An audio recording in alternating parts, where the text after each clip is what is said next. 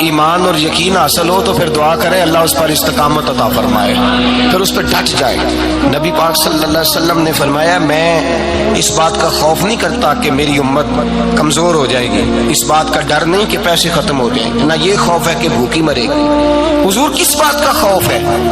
تو نبی پاک نے فرمایا خوف یہ ہے کہ ان کا یقین کمزور ہو جائے گا۔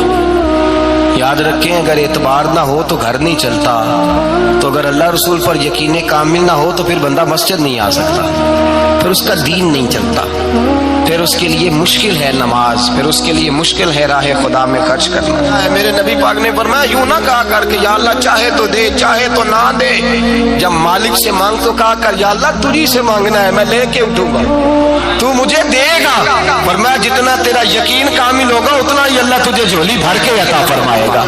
کمزور سا مسلمان، لڑکھڑاتا سا مسلمان دیکھتا ہوں کرتا ہوں، اور یہ بھی نہ دیکھا کریں بھائی ایمان یقین کو استقامت کے درجے پہ لیں، یہ نہ دیکھا کریں کہ وہ کیسے دے گا، وہ کسی وسیلے کا محتاج نہیں ہے، وسیلے کو پسند کرتا ہے، پر وسیلے کا محتاج وہ بغیر وسیلے کے بھی دے دیتا ہے۔ ہر آدمی ماں باپ کے ذریعے پیدا ہوتا ہے، اگر پیدا کرنا چاہے تو جناب عیسیٰ کو بغیر باپ کے پیدا کر دیتا ہے، اگر پیدا کرنا چاہے تو حضرت آدم کو بغیر ماں اور باپ کے پیدا کر دیتا ہے۔ جب یقین رکھے، یقین قرآن مجید پڑھیے، حضرت موسیٰ علیہ السلام فرعون کے دربار میں کھڑے ہیں، چاروں جانب دشمن ہی دشمن ہے،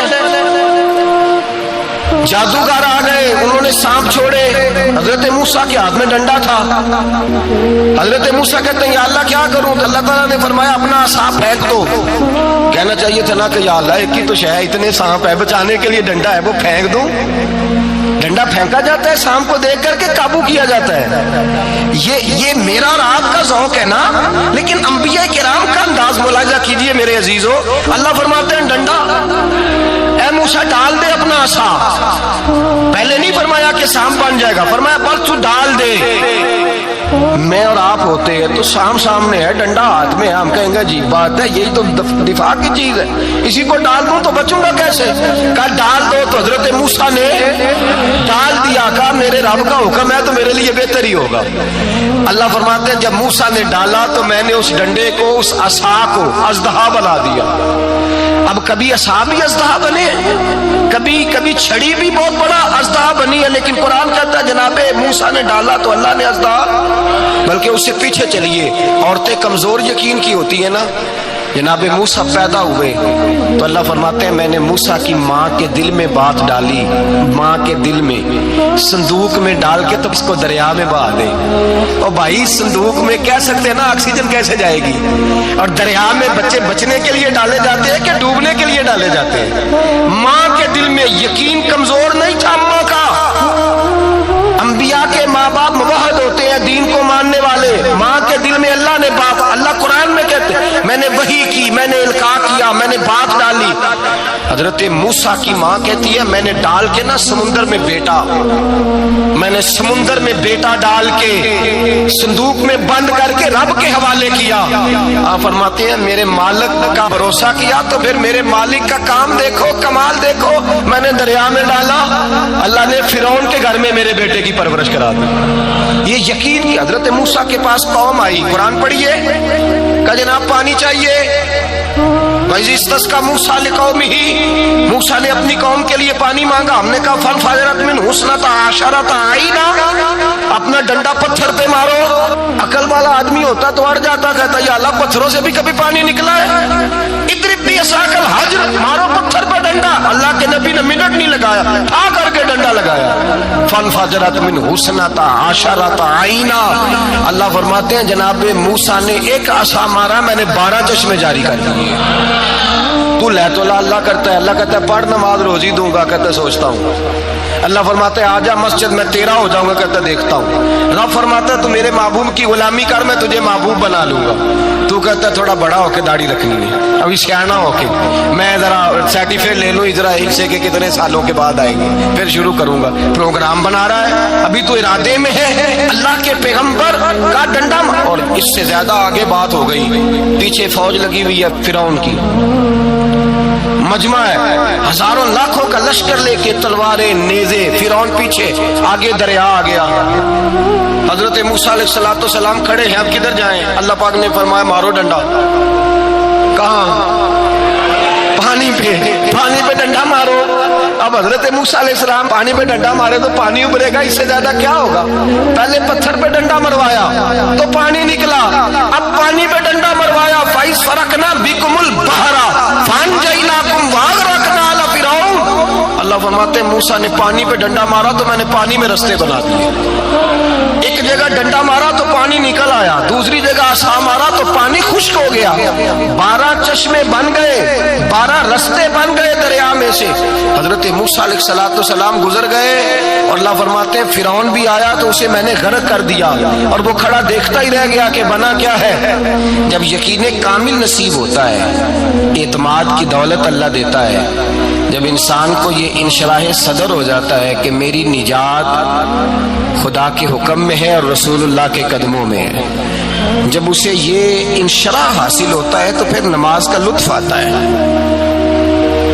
غور کیجئے کیا جملہ کہہ دیا میں نے۔ پھر اسے نماز کا پھر اسے نماز بوجھ نہیں، بلکہ نماز نہ پڑھے تو اس پر بوجھ ہوتا ہے۔ پھر قرآن مجید اس کی روح کا ساتھی ہو جاتا ہے، پھر عبادات، تقوی، پرہیزگاری، پھر وہ ایک سنت کے چھوٹنے پر پریشان رہتا ہے جب یقین کی دولت نصیب ہوتی ہے۔ قرآن مجید فرقان حمید نے کہا ایمان لاؤ تو پھر ایمان پہ ڈٹ جاؤ، مسلمان بنو تو پھر اسلام پر۔ پھر یہ جو کمزوری ہے نا، یہ دیکھتے ہیں، کرتے ہیں، چلتے ہیں، ابھی کل ابھی پرسوں بہانے ہی لے، ابھی میں نماز شروع کرتا ہوں، دیکھتا ہوں لا الہ الا اللہ محمد الرسول اللہ صلی اللہ علیہ۔ جب کسی نے کلمہ پڑھا تو اس پر پورا دین ضروری ہے، پورا۔ اب وہ یہ نہیں کہہ سکتا کہ تھوڑا تھوڑا کر کے آؤں گا۔ یقین کی دولت نعمت ہے۔ اللہ پاک قرآن مجید میں فرماتے ہیں ان الذین قالوا ربنا اللہ ثم استقاموا، جنہوں نے کہا کہ اللہ ہمارا رب ہے اور پھر وہ اس پر ڈٹ گئے، پھر اس پر وہ کہا تو ڈٹ گئے، کھڑے ہو گئے، نہیں اللہ ہی رب ہے، اللہ ہی دینے والا، اللہ ہی مالک، اللہ ہی ہمارا رازق ہے، رب ہی ہمارا سب کچھ۔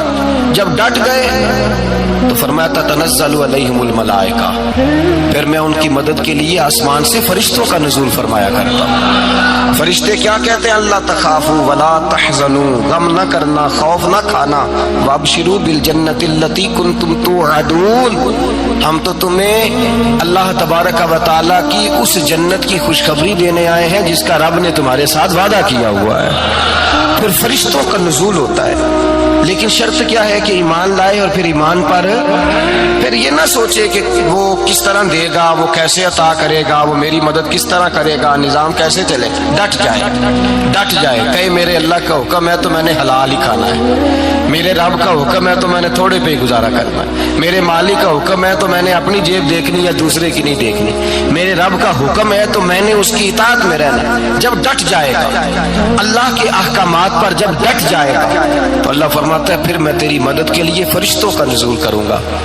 نبی پاک صلی اللہ علیہ وسلم نے فرمایا 2 دولتیں اگر کسی کو اللہ دے دے تو سمجھے اللہ نے اسے دنیا کی سب سے زیادہ دولت عطا فرما دی۔ یا رسول اللہ وہ کون کون سی چیزیں ہیں؟ فرمایا ایک جس شخص کو اللہ نے معاف کرنے کی دولت عطا کر دی، جو معاف کرنے لگ گیا، جس کی طبیعت میں درگزر آ گیا، جو معاف کرنے لگا، غلطیاں معاف کرنے لگا، جس کو ایک دولت یہ مل گئی۔ اور دوسرا میرے مصطفیٰ نے فرمایا جسے اللہ نے یقین کی دولت عطا فرما دی، جس کو یہ 2 دولتیں مل جائیں، ایک درگزر کرنا، دوسرا رب رسول پہ یقین کامل رکھنا، اسے کائنات کی ہر شے مل گئی۔ میرے نبی پاک نے فرمایا جب بھی دعا مانگو خدا سے یہ 2 نعمتیں مانگا کرو، عرض کیا کرو اے اللہ درگزر کی دولت عطا فرما، اے اللہ تو ہمیں یقین کی دولت عطا فرما، ایمان کی قوت اور پختگی نصیب فرما۔ میرے بھائی حضور نے فرمایا مانگ کے لو۔ کمزور ایمان والا شخص کسی کام کا نہیں ہوتا، جس آدمی کے ذہن میں شک کا بیج ایک دفعہ جنم لیتا ہے وہ آدمی تو غلام سے بدتر ہے۔ بے کیف سجدہ، روٹھی روٹھی سی عبادت، اس کی زندگی کیفیات سے خالی ہے۔